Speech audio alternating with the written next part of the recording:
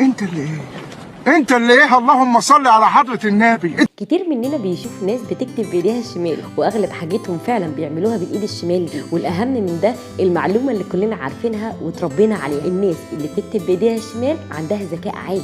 الشر في عينيه صقر يا فندم. الناس اللي بتستخدم ايديها الشمال ملهاش علاقه خالص بالذكاء او العبقريه، لان اي حد يقدر يستخدم ايده الشمال في الكتابه لو هو اتعود على ده من صغره، وكمان ممكن يكون شاف والده او الناس اللي حواليه بيستخدموها في الكتابه فبدا ان هو يعمل زيه. وموضوع استخدام ايدك الشمال ده مش مرتبط بالجينات او الوراثه زي ما ناس كتير بتقول. كمان ناس كتير بتفسر ان استخدام الايد الشمال ان الفص الايمن من المخ هو اللي بيبقى متحكم ومسيطر، وان اللي بيستخدم ايده اليمين يبقى الفص الايسر هو المتحكم ومسيطر في المخ. ولكن اثبتت الدراسات بقى ان مفيش حاجه اسمها فص في المخ هو اللي بيتحكم او بيسيطر على التاني. والدليل على ده ان في ناس كتير جدا تقدر تستخدم ايدها الاثنين في الكتابه. انما لما تلاقي شخص بيكتب بايده الشمال اعرف ان الموضوع ده جاي من انه اتعود من صغره انه يستخدمها في الكتابه.